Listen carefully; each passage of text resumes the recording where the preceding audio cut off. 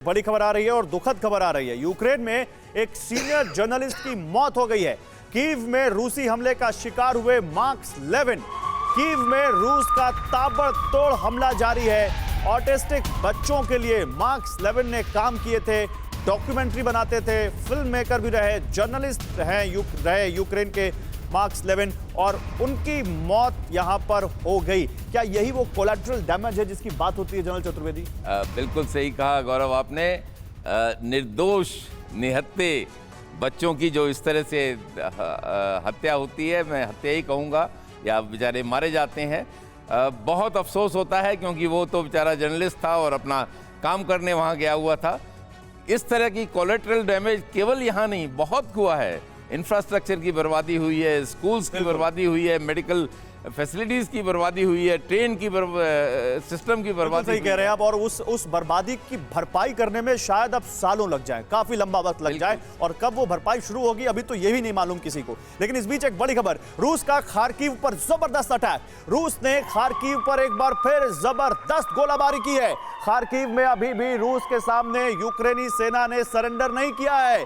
Kharkiv के highway से रूसी फौज को पीछे धकेल चुका है यूक्रेन ने अपने रेजिस्टेंस को, ऐसा लगता है, और मजबूत किया है कुछ दिनों में, क्योंकि खार्किव पूर्वी यूक्रेन का सबसे बड़ा शहर, यूक्रेन का दूसरा सबसे बड़ा शहर, डोनबास से लगता हुआ इलाका जो स्ट्रैटेजिकली बहुत इंपॉर्टेंट है रूस के लिए। अगर डोनबास के दो इलाकों को अलग देश घोषित करना है, और उनको अलग देश घोषित तो करने के बाद उनको अलग देश बनाना है, कैप्टन देवनाथ, ये खार्किव क्यों इतना इंपॉर्टेंट है? और क्या ये माने, जिस तरह से खार्किव पर कभी खबर आती है कि रूस का कब्जा हो गया, फिर खबर आती नहीं यूक्रेन वहां पर लगातार मजबूती से डटा हुआ है, आपको एक्चुअल स्थिति क्या लगती है? जी हाँ, युद्ध के पहले 2 हफ्ते में रूस जो फौजें थी वो उनका टोटल अटेंशन कीव पर था।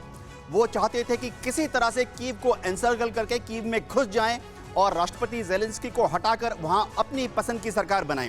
लेकिन अब युद्ध के तीसरे हफ्ते के बाद उनको पता लग गया कि शायद कीव में घुसना संभव नहीं होगा, इसलिए रूस ने अपनी स्ट्रेटेजी चेंज कर ली है। रूस अब पूर्वी यूक्रेन में डोनबास एरिया में कंसंट्रेट करना चाहता है, यानी डोनेस्क में, लुहांस्क में। इस कंसंट्रेशन के नहीं, तो फिर ये बड़ा यूटर्न होगा रूस का। अगर रूस ऐसा कर रहा है तो मैं आऊंगा आपसे बात करूंगा, लेकिन रूसी ऑपरेशन लंबा खींचने पर अमेरिका ने एक बड़ा खुलासा किया है।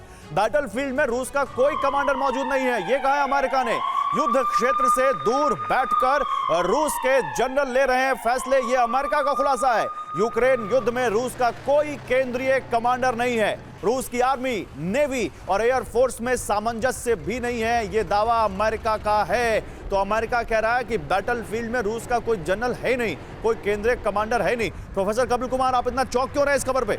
मैं इसलिए चौंक रहा हूं कि जो वेस्टर्न प्रोपेगेंडा ये करते हैं अमेरिका और इंग्लैंड वाले, आप उसको असलियत मान के रिपोर्ट कर देते हैं। करते रहे वो दावे। वो इतनी बड़ी आर्मी वहां पे बिना कमांडरों के लड़ रही है। ये अमेरिका के कमांडर कहां हैं? ये क्यों चूहे की तरीके से दुम दबा के बैठे हुए हैं और लड़ने नहीं आते यूक्रेन के अंदर? ये क्यों बिलों के अंदर घुसे हुए हैं? किस बात की बात कर रहे हैं ये रूस के ऊपर?